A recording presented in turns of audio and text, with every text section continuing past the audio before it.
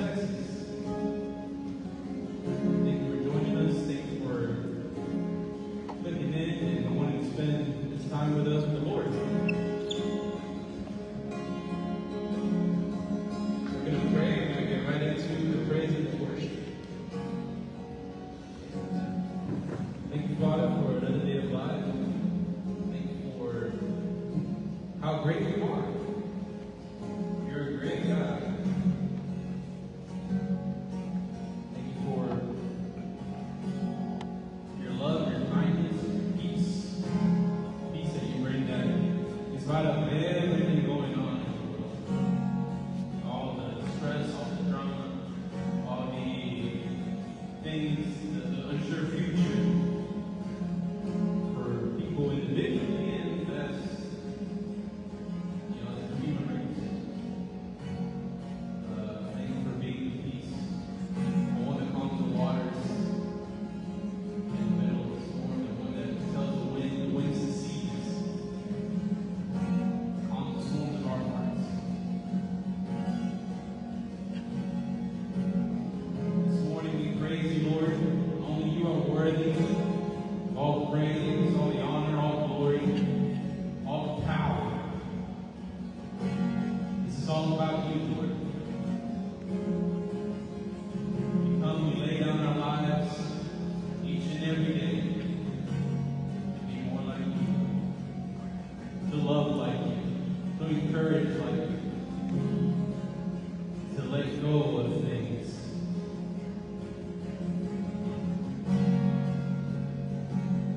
To learn how to be holy as our Father is holy. But to understand also that we need you. We can't do it ourselves. We're not strong enough. We don't have the capacity. We don't only need healing ourselves individually, but this whole world needs that healing from this wicked sin.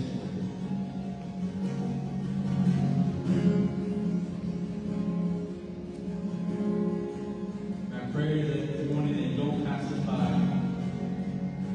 You don't allow us to stay where we are. Because I know that you're always going to ask more of us. We need just trust. Not necessarily, your works, our works. That will be the evidence. But I know you want more of us to say yes to you, to trust you, to not fear. We're no longer children of fear, children of hope. The only one who fears you. The word says that the fear of the Lord is the beginning of wisdom. Thank you so much for everything you do and everything you provide daily, Lord, our daily bread. If we don't worry about what we're going to eat, what we're going to drink.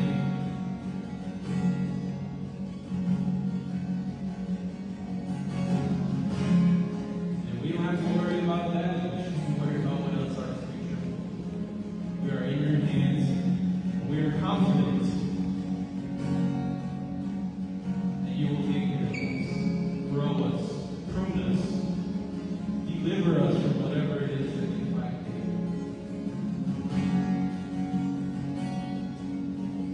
Thank you so much for all that you do. In my name, I pray.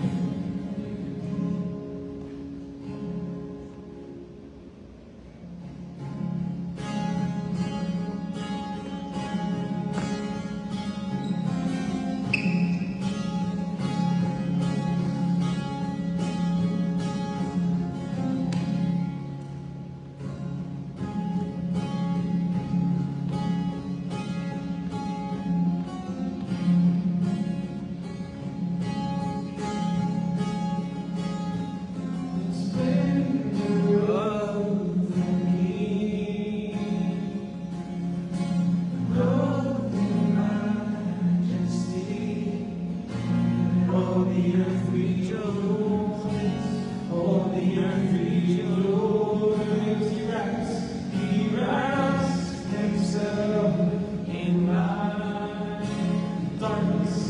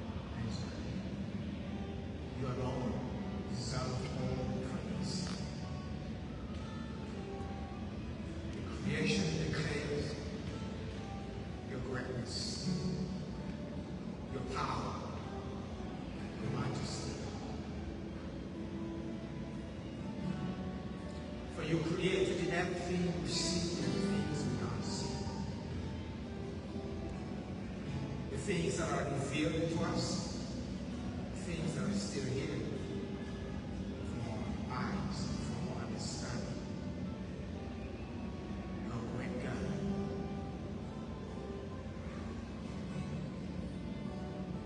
We thank you, God. God, as we come before you this morning, we pray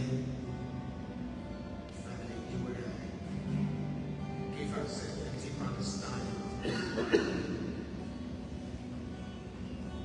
So will you open our eyes to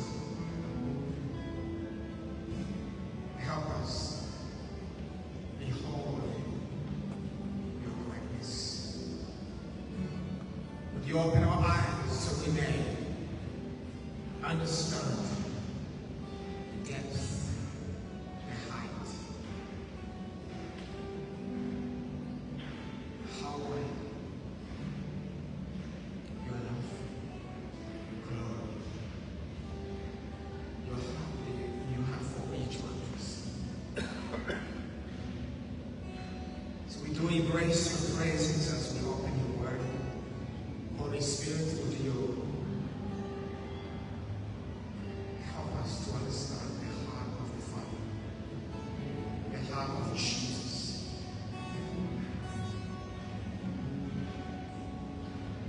Thank you.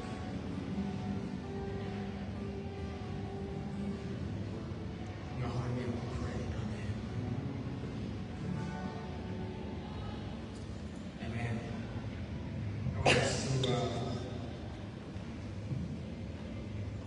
open the Bible book of Revelation. And today we are going to read chapter 5.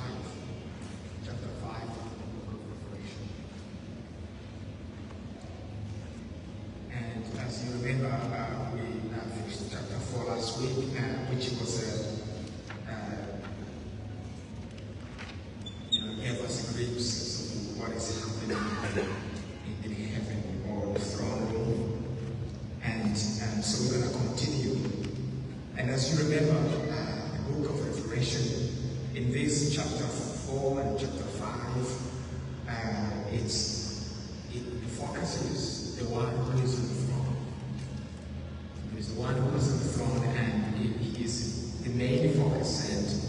And so John did tell us in chapter 4 of what happens, what he is, who he is on the throne, and the things that are by the throne, around the throne. And so as we open chapter 5, we also see a powerful vision. And you will, if you haven't read it, you see that John the Apostle, he describes the things that he hears. So he's hearing and the things that he sees. And as of this now, we know that he is hearing and he is seeing now things. And in the vision that he sees here in chapter 5, is such a powerful worship that is still going on in heaven. And let us remember that John is not the only person that he describes this vision, but the other prophets before him saw the vision of God, the vision of heaven, and which we definitely call it a glimpse, because as we all know that none of the prophets that can fully describe what they see. They try to put in the language of a human being to describe what no tongue, no language, no vocabularies that can be fully described. And so the passage here reveals the unfolding of God's redemptive plan, which also puts emphasis on the worthiness of Christ, our Lord and our Savior. So as we explore this text, we will discover the hope, and we also discover the glory that Jesus Christ, the permanent position that he has as a Savior, as a Lord. And you will also see that he is highly lifted up. Jesus Christ Like he has the position that no one else can ever have. No wonder why the Bible describes him as in whose name we get saved, like no other name. And we see it right here in this text. So let's open chapter 5 from verse 1 and read it. Then I saw a scroll in the right hand of the one who was sitting on the throne. There was writing on the inside and the outside of the scroll, and it was sealed with the 7 seals. And I saw a strong angel who shouted with a loud voice, "Who is worthy to break the seals on this scroll and open it?" But no one in heaven or on earth or under the earth was able to open the scroll and read it. Then I began to weep bitterly, because no one was found worthy to open the scroll and read it. But one of the 24 elders said to me, "Stop weeping. Look, the Lion of the tribe of Judah, the heir to David's throne, has won the victory. He is worthy to open the scroll and its 7 seals." Then I saw a lamb that it looked as if it had been slaughtered, but it was now standing between the throne and the 4 living beings, and among the 24 elders. He had 7 horns and 7 eyes, which represents the 7-fold Spirit of God that is sent out into every part of the earth. He stepped forward and took the scroll from the right hand of the one sitting on the throne.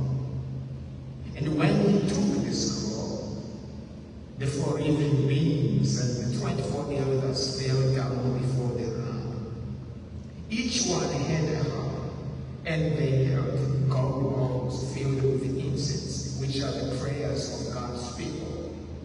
And they sang a song with these words: "You are worthy to take the scroll and break its seals and open it. For you were slaughtered, and your blood has ransomed the people for God from every tribe and language and people and nation. And they have caused, and you have caused them to become a kingdom of priests for our God. And they will reign on the earth." Then I looked again, and I heard the voices of thousands and millions of angels around the throne, and all the living beings and elders. And they sang in a mighty chorus, "Worthy is the Lamb who was slaughtered to receive the power, riches, wisdom, strength, and honor, and glory, and blessing." And then I heard of every creature in heaven and on earth, and under the earth, and in the sea. They sang, "Blessing and honor, and glory, and power belong to the one sitting on the throne, and to the Lamb forever and ever." And the 4 living beings said, "Amen." And the 24 elders fell down and worshipped the Lamb. Amen. It's such a beautiful, powerful text. And when you read it, it just feels like it gives you glimpses of what is happening in the throne room. I want to remind us that this throne room is real. That Jesus is real, that God is real, and that God is the King, and He sits on the throne forever and ever. And I want to say that as we read this, to remember that God continues to be on the throne. this is a message of hope for us. Because nothing ever changes this reality. God is on the throne forever. And the worship and adoration, it's an ongoing activity. And we go to it but you realize that people in heaven and the people on earth and beyond, that they worship the Lord. God is being worshipped. And it's such a great privilege, such a great blessing that we get to worship Him, and we participate in this ongoing worship. Amen. It's a blessing. And we'll get there, but we see that one of the things that have such a powerful impact the worship is that God has redeemed. In the chapter 4, we saw that God is the creator that draws people into worship. And here, God has redeemed and He has saved that the Lamb of God died and saved us with us. That is enough to draw us into worship. And we get there. So John is still in the throne room and he continues to describe what he sees. And he saw a scroll. And the scroll was used in the ancient world as we know it to keep the records, especially this time we had no papers. It was used to keep all the records, and we know even the word of God was written on the scroll. And so it did have a very important information. And we also, actually, we know in the book of Jeremiah, that even when Jeremiah was commanded by the Lord to go and buy the land as we know it, Jeremiah chapter 32, God commanded Jeremiah to go and buy land, and he bought land, and there was a document which is the deed, like we always do when we purchase a home today. But this deed, it was signed and sealed. And so a scroll also had this information. And so there is a deed or a scroll that John saw, and is in the right hand of God. He has such a very important information. And what information is there? We're going to be seeing it in the next chapters. As a matter of fact, as Jesus is going to be breaking this seal, we're going to be seeing great things begin to happen. And so John did see in the right hand of him who sat on the throne a scroll and written inside and on the back, and it had 7 seals. Now, how did the seal look like? I think if you basically think about, the modern way we start. Some of you maybe never get to see the seals, but actually, if you don't know, most of the state documents that are sent out, they have the seals of the state. Each state in the United States has its own seal. Now, there's also a seal that is by the state secretary.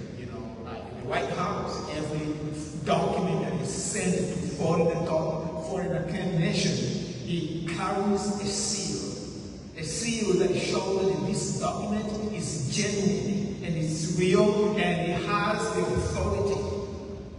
And so, as a matter of fact, we also know that the Holy Spirit is the seal. You remember that? That the Holy Spirit seals the believer. That's the only thing that it can genuinely verify that you belong to Christ, is that you have the Holy Spirit as a seal. Everything else can be called. Amen. Everything else can be, it's not the final proof, but the Holy Spirit. And so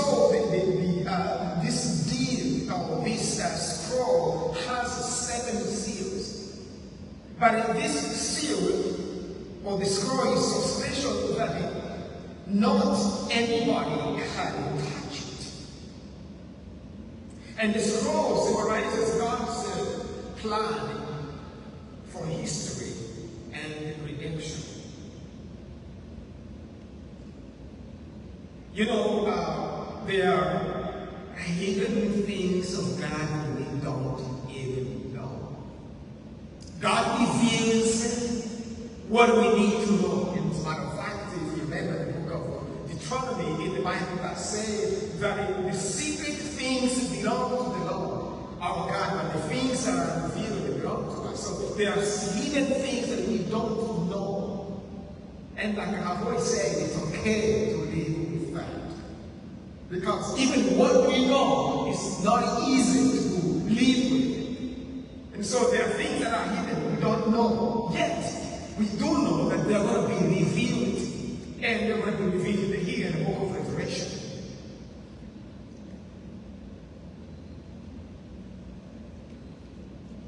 In the book of Daniel, chapter 12, verse 4, Daniel saw information, or he had a vision of the things that God called him. Listen to this, Daniel 12, verse 4. But you, Daniel, keep the words secret and the book sealed until the time of the end. Many shall be running back and forth, and evil shall increase. As you all remember, Prophet Daniel did see a vision that is pertaining the future. That was many years back before Christ came. But some of the things as we read the book of Daniel, they are related to the book of Revelation. The things that were going to happen. And God did tell him that don't worry about these things. They are sealed until the time has come. So there are things we don't understand, the things we don't know, that God has already told you in the future. And they're going to be happening. And before our eyes. But they are kept sealed. And nobody is able to understand these things except God himself. Nobody has the power. Perhaps this may lead to the statement that Jesus made. You remember when Jesus was asked, "What the day are you going to come back?" When the day will be the end of the world, he said, only the Father knows.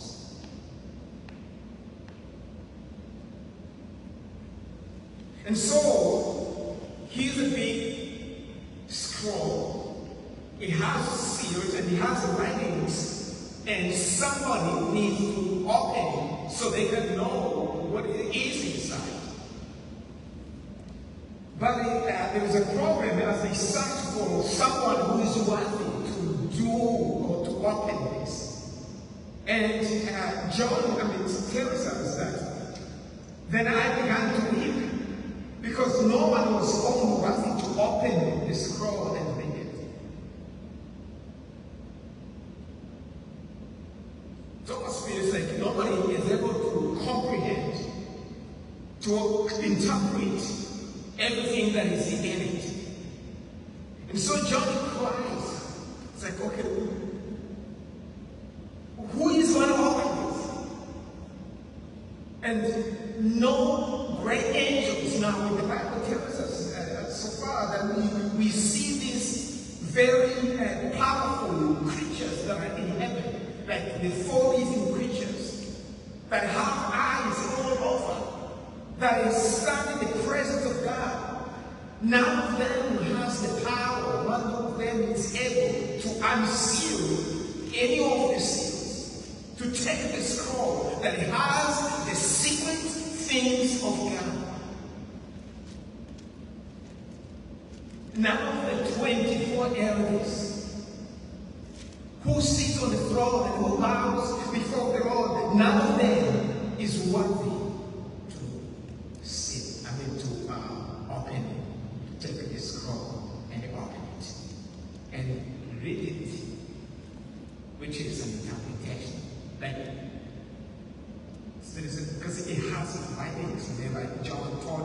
this scroll had writings all over, inside and outside. But one of the 24 elders said to me, verse 5, "Stop weeping. Look, the Lion of the tribe of Judah, the heir to David's throne, has won the victory. He is worthy to open his scroll and its 7 seals." So John's weeping, I think it illustrates the despair and the human attempt to fully fulfill what he cannot fulfill.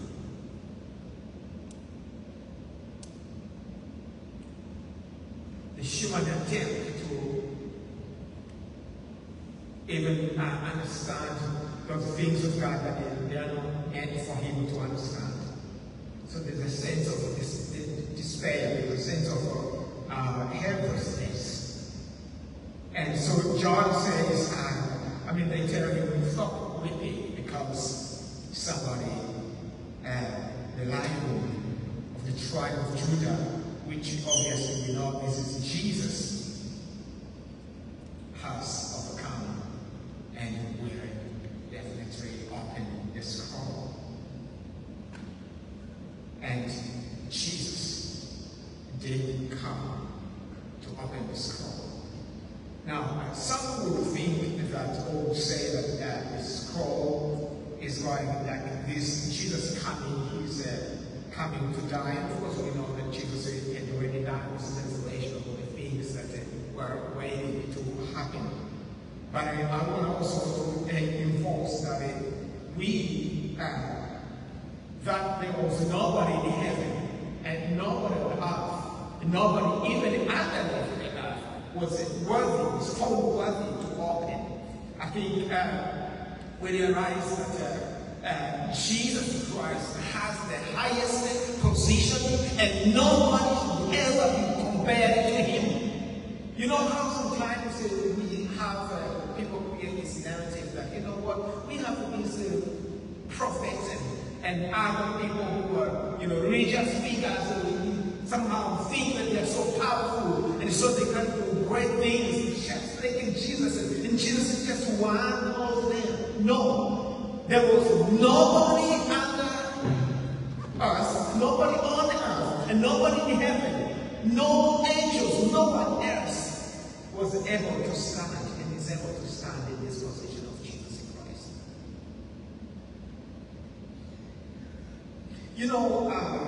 When the scripture says, actually it's Jesus himself who said that I am the way, I am the truth, and nobody comes to the Father except through me. You realize that the position that Jesus has in the redemptive plan of God, nobody else has. Nobody else. Why? Because no one else is perfect. Only Jesus is. Book of Romans chapter 3 verse 10 and 12 says there's no one who is righteous, not even one. Which obviously speaks to our inability to approach even the throne of God. The previous chapter does tell us, think about it. It does tell us that the 24 elders who bow down before the throne of God, and then you have the 4 living creatures who don't even look into the face of God, who have to cover themselves. And that proves to nothing but their unworthiness. And Christ is worthy. And so Christ is the Lion of the tribe of Judah, as we all know it. He hears the voice, and then they tell him, but one of the elders said to him, "Do not weep, behold, the Lion of the tribe of Judah, the Root of David, has prevailed to open the scroll." Now, we all know that Jesus Christ, the lineage is from David, and who, according to the scripture, forgotten that the prophets that the throne of David or the kingship of David will continue forever. That is through Christ. And in the book of Genesis chapter 49, verse 9 and 10, it speaks of Judah as the lion's cub, which was a prophesying or a prophecy about the authority of Jesus Christ as the forever king. But he is not just the king or the king. He's also the Lamb of God. Now this would speak to the redemptive plan of God, in that there was no one else who is worthy to redeem us for God. As a matter of fact, we are going to see that as the angels and the 24 elders begin to worship, they say, "You alone redeemed us. Like, you alone was able to save us, to rescue us." So he is worthy of the praise. Let's read verse 5, verse 6 and 7. "Then I saw a lamb that walked as if he had been slaughtered, but it was now standing between the throne and the 4 living beings and among the 24 elders. He had 7 horns and 7 eyes, which represent the 7-fold Spirit of God.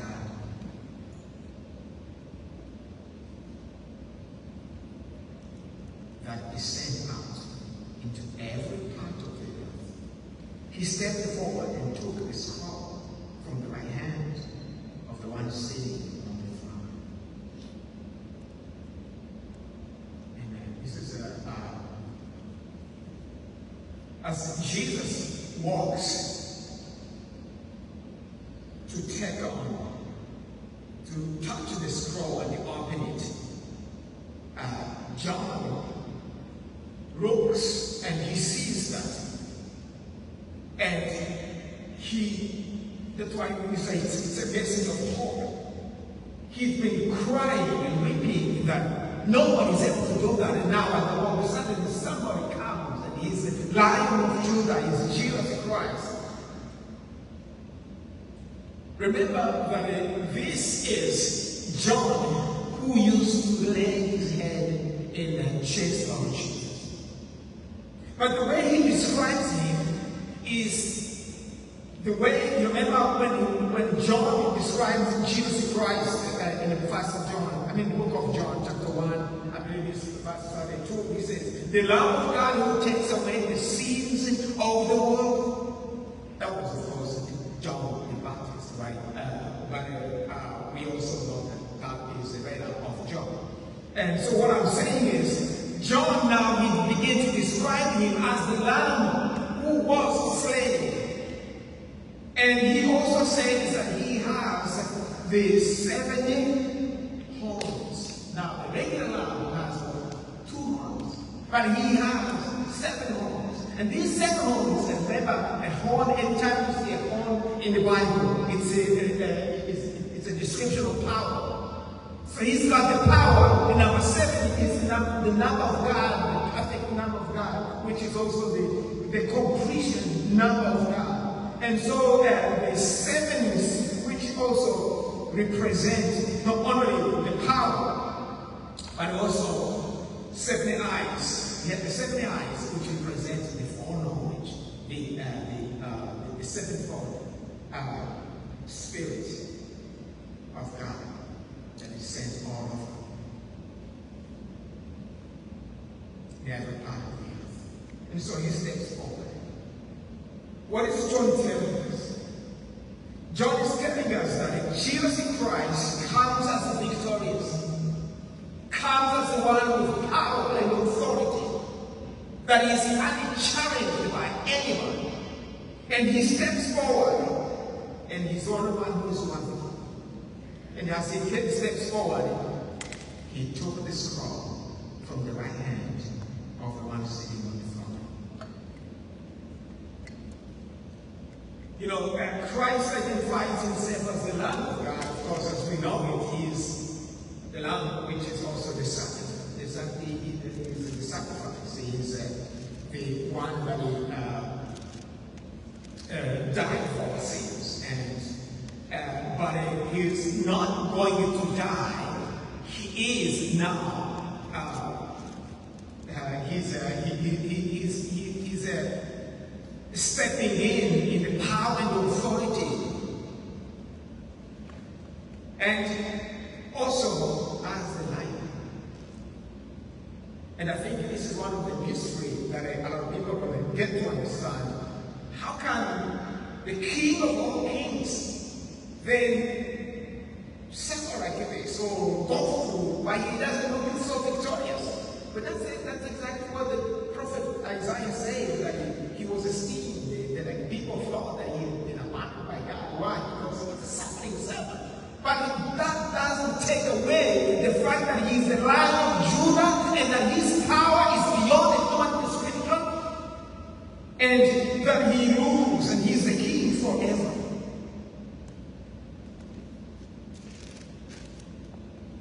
You know, I think one of the misconceptions about Christ and the church and the people that follow Christ, according to this conception, is that we want to show the sign of victorious, which is great. Because I'm Christ, I'm more victorious, I'm more conqueror. But also there is a part that is of Christ, that is in us, the humility of the Lamb. Amen. The Lamb that was slain on the cross for our sins. That Lamb of God, the Christ, Jesus Christ, lives in us. And it's a call for humility. That's why the Bible says, humble yourself before the mighty God, Almighty God, so that in due time he would exalt you. You see, Jesus came down here and he lived as a lamb, and people thought, oh, he's not powerful. No, he is powerful. He is the King of all kings, but his kingdom, as he described it, is not of this world. But John begins to see him in his glory. He said, that's why he describes him as the lamb that has horns, 7 horns. And he's full of knowledge because he's full of the Holy Spirit, with the capability to see everywhere.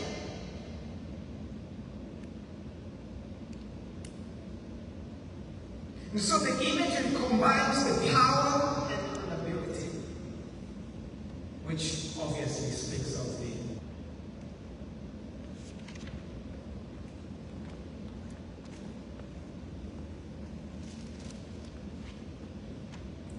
He stepped forward, verse 7, and took the scroll from the right hand of the seat, while sitting on the throne. And when he took the scroll, the 4 living beings and the 24 elders fell down before the Lamb.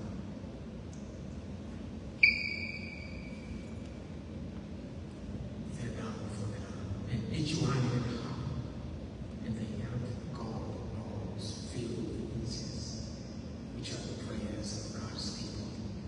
And they sang a song, a new song with these words. Remember the 4 living creatures that are in heaven, described in the book of Isaiah and also the book of Daniel, and now here in the book of Revelation. And they are before the throne forever.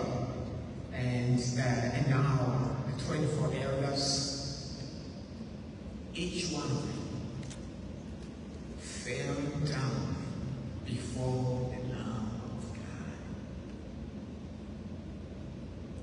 Before the Lamb of God, fell down. And each one had a harp, and they held gold bowls filled with incense, which are the prayers of God's people. I want us to think about this very moment. The highly, these are powerful beings in heaven. They're very powerful. They are growing in great positions, and they all fell down before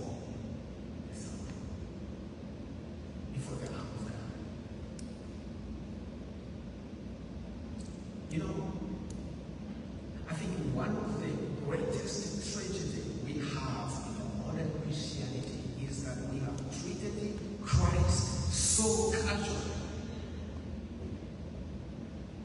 So casually that we don't ever think, it doesn't even come to mind that he deserves the praise and all the glory belongs to the Lamb of God.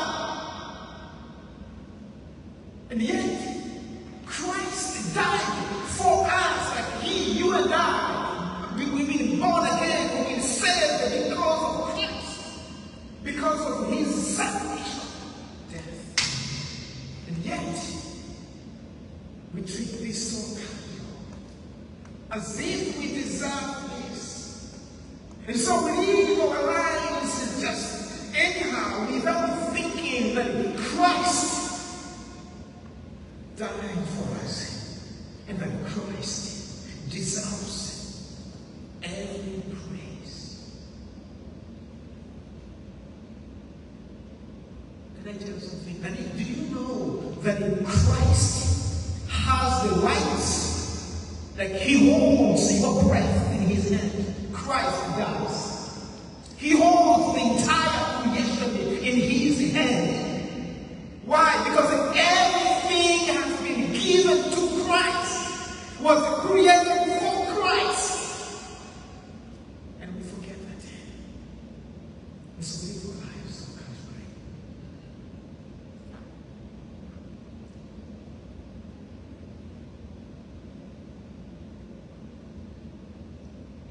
So casually. And we forget. I want to ask you a question. When was the last time you actually went on your knees before Christ? I'm talking about the real knees. I'm not talking about, I need it in my spirit. That's not what I'm talking about. I'm talking about actually going before Christ and kneeling down, getting on your knees, and recognize that Christ deserves all the praise. That your next heartbeat depends on whether Christ wants it or not.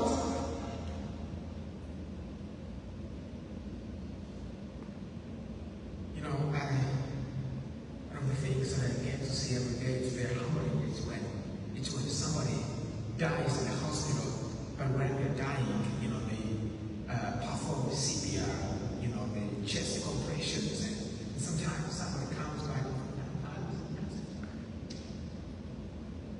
and you realize that in all the team and the doctors, everybody, all they're trying to do is to bring their heartbeat. Like, can we try? Everybody's doing everything possible.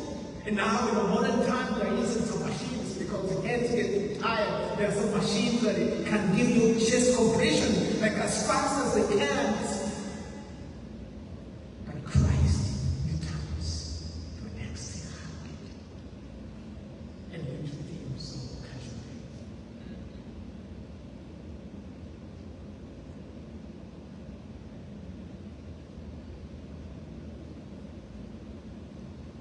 So they each had a harp. They had the golden bowls filled with incense, which are the prayers of God's people. I think our time has gone. Probably God will talk about it next week. Let's pray. I wanted to ask you to tell Jesus, talk to Jesus, just from your own heart. The Bible says they sang a new song to Christ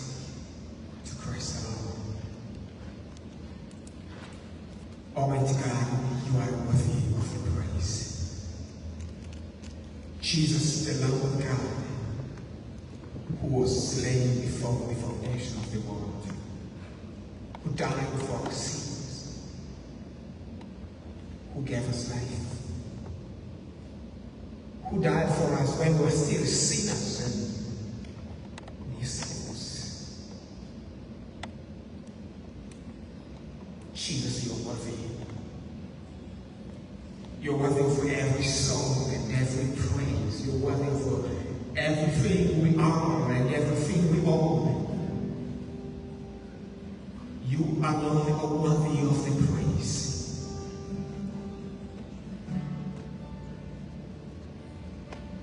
God, sometimes we forget this truth. And so we treat you so casually.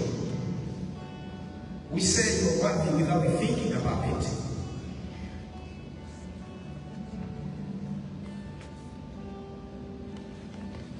We worship you without thinking about it. About who you were. The power that you hold. The grace and the love, the authority that you have over each one of us. Each one of us. Our life, our future, our present. The things that we own, the things that worry us the most. You have the power over the entire world. The creatures in heaven and on earth and beneath it, they all live because you allow them to live. You are the source of all life. So you deserve the praise. The Lamb of God who sits on the throne, who is worthy of the praise. In your name we pray, amen.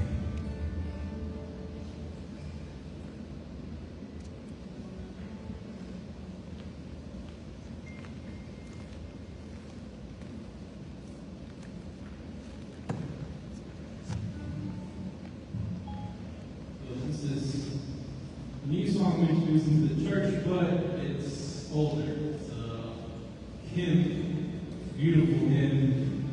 If you know it, I would love your help. It's supposed to be sang with a choir, but y'all would be the choir. And it's just a beautiful, beautiful hymn that just captures this whole chapter. And it's called "Is He Worthy?" Now, I will need your help in the parts and the verses and the response. So this is the chorus. Is anyone worthy? Is anyone worthy?